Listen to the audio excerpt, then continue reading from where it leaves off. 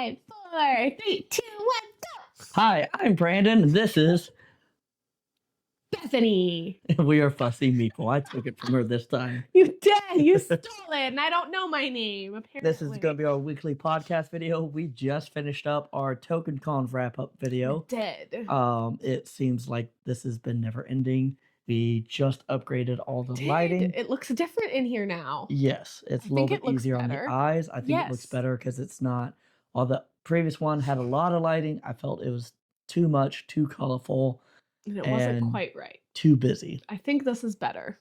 So, if you like the previous style better, let us know. If you have any tips or tricks, we can return a bunch of lights. Let us know. But the purpose of this weekly podcast is to kind of go over. We already have our Tokencon video where we went over all of that. Yes, we did. We ended up getting home and having a bunch of Kickstarter games arriving right after Tokencon, which was fun. Yeah. And then I finally get one of the big games that I've been hunting down. Eyeballing. One of my ended up not backing it for whatever dumb reason. I know. And then regretting it once we saw it. Yep. But I'll let Bethany pick out the first one. Guess we'll just go in order of when they showed up. Which means I think Fractured Sky was first. Yep. First up is Fractured Sky. Fractured Sky by Ivy Studios. Yes. We just got this in at the same time that I pretty much backed Scales of Fate, which is a social deduction 2-player game. Oh yeah. This is you're commanding a fleet of 3 airships, to secure victory points. We did get to the deluxe version, including with the magnetic airships and all the things. And... Yep.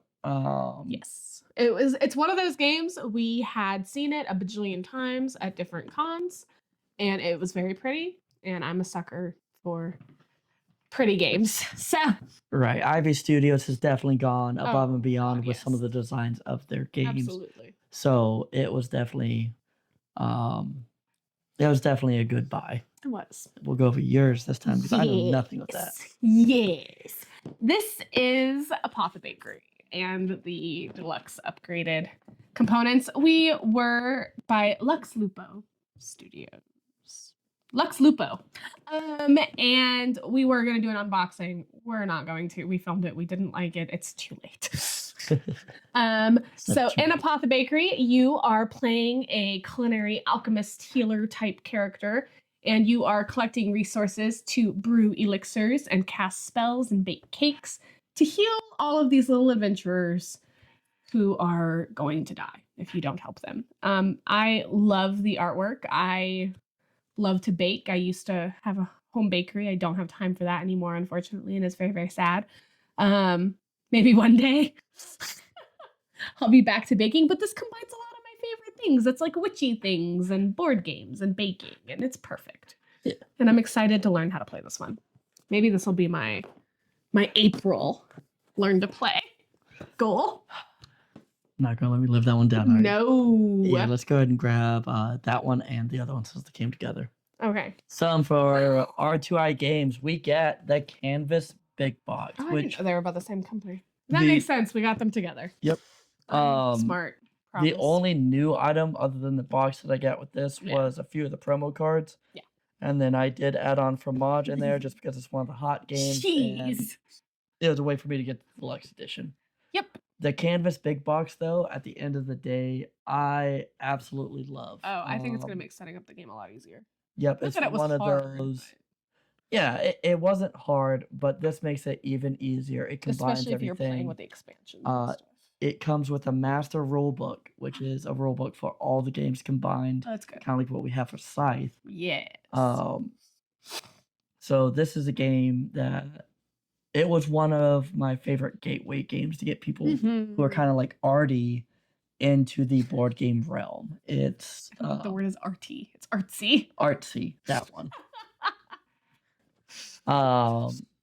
So I definitely enjoyed collecting these games and then being able to put it all in one big box. If you see me making crazy face, our husky is about to start whining at us because it's almost his bedtime. Yep. He's looking at the stairs and looking at me. Fromage. It's cheese. You get a spinny cheese board and worker placement, and you're making cheese.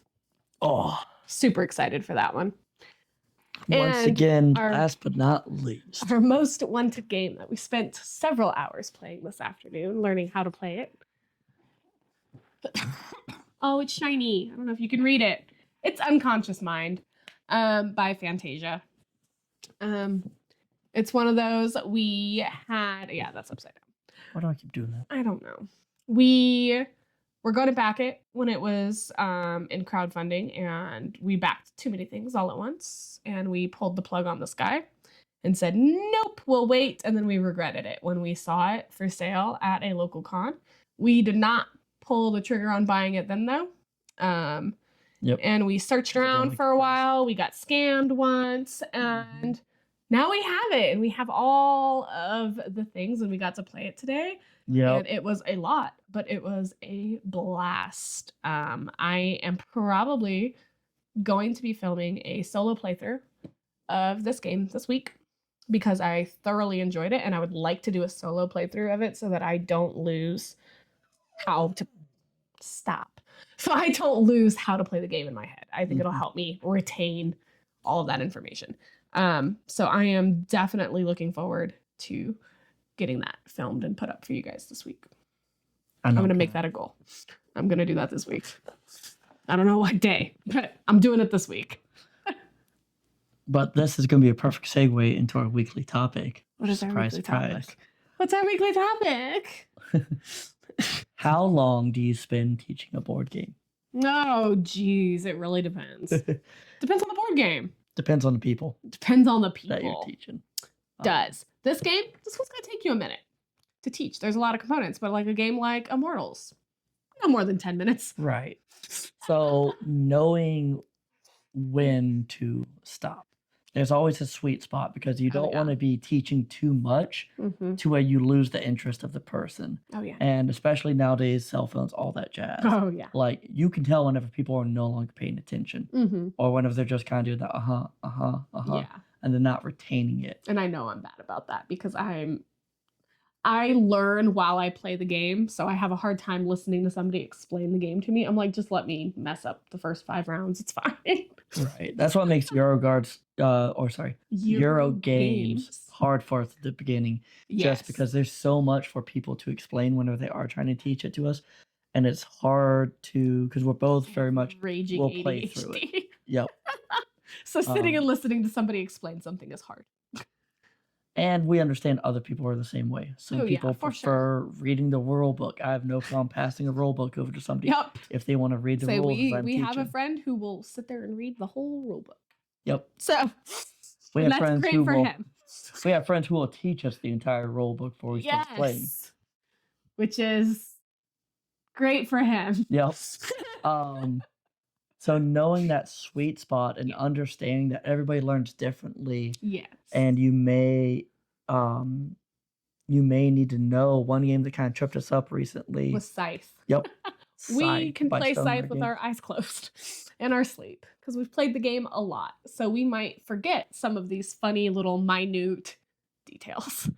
Right. And if you're playing with somebody who's never played that game before and is maybe not necessarily used to playing games with that many components and that many different things you can do on a turn, can be a little bit challenging on figuring out when to stop teaching and just let them learn through play versus teaching them things they should probably know before we start the game.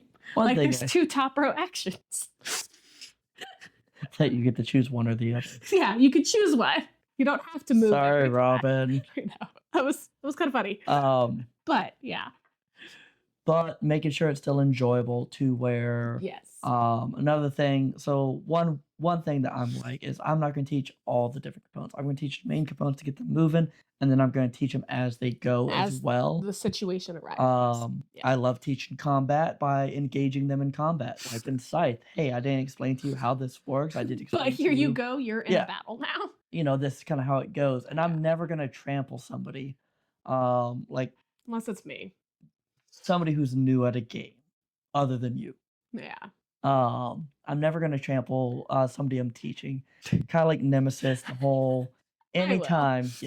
I will. If I'm teaching a group of people Nemesis, I will always pick the co-op objectives Bethany over here will be on a murder spree. Kill player 5. Yep. Every time. Sorry, Kyle. And every time. It just kind of goes to adding into the enjoyment of the game. I like to be that chaos factor.